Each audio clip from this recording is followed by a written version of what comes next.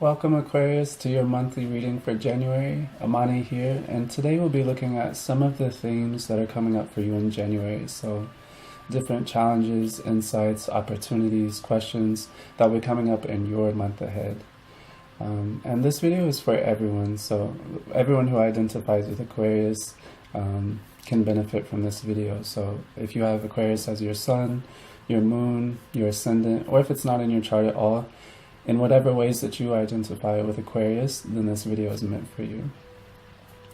And so today we're going to be looking at some of the things that will be coming up for you in January. So the month ahead and all of the things that come with it, especially as many of us are looking at intentions for the whole year ahead. So we're just coming into 2017 and people are beginning to look at their goals, things that they want to manifest. You might be asking how this year is going to be different for you and the things that you want to accomplish in these next 12 months. So today we're going to be looking at how to get started with that process in January. And we'll be centering it around one question, one intention, which is how can we begin to manifest that which we most desire in the coming month? So if you want to go ahead and sit with that question, I will get started shuffling the cards and we'll begin.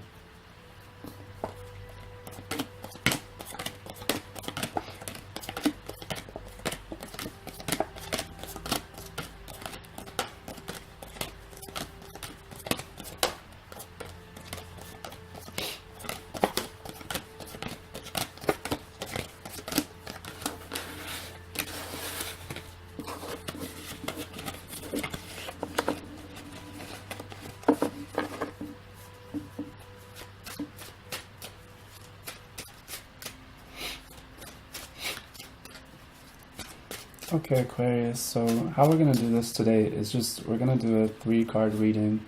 The first card looking at the beginning of the month, the second card looking at the middle, and then obviously the last card looking at the end of the month. And we'll just go through each card that way. So the first card that's coming up for us is Saturn in Capricorn, and Saturn in Capricorn is going to be the hourglass. So the hourglass is really about transitions, and it's about difficulties and boundaries and the ways in which we cut something off. So you may be feeling like you're leaving a lot of 2016 in the past. You're not bringing anything from 2016. And this may be because you, Aquarius, are very much inclined towards revolution and wanting to see these changes and wanting to invest in newness and just really change things up and see those ideas flourish. So in part, this seems to me very much like emphasizing the ways in which 2016 is not part of your past and how you have to revisit some of these things. So in that way, it feels like the hourglass is coming up as a kind of the opposite, but it also has a very clear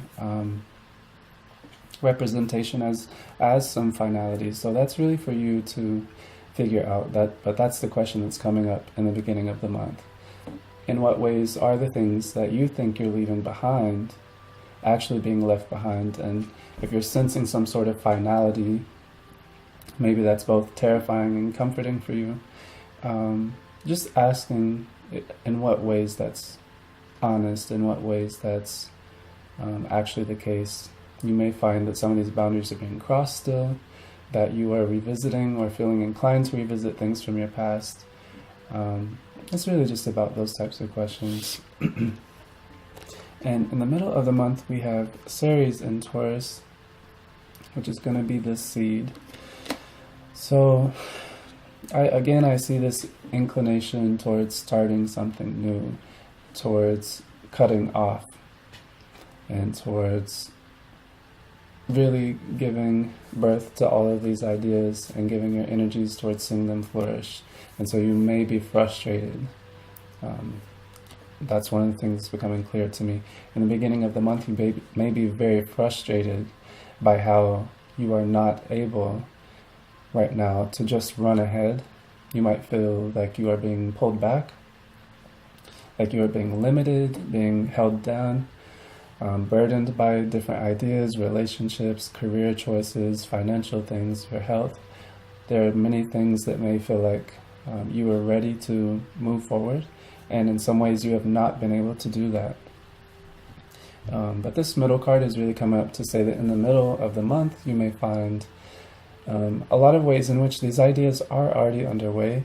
And really, another thing to understand about the hourglass is that 2017 is constructed, right? It's a marker that we as humans have come up with for creating a new year. So there's a lot of consciousness which gives that a very real energy.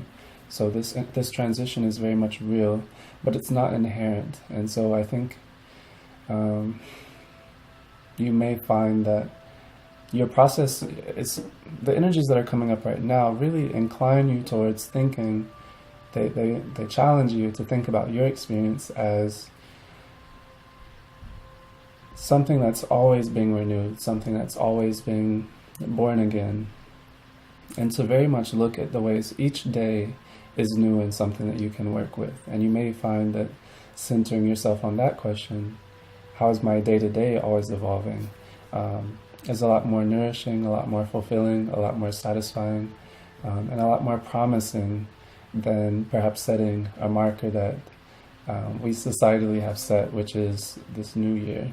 Maybe that for you does not feel like something that's really coming together yet. But let's take a look at our last card. So we have Earth in Taurus, which is wool. And this really talks about perspective, so ways that you are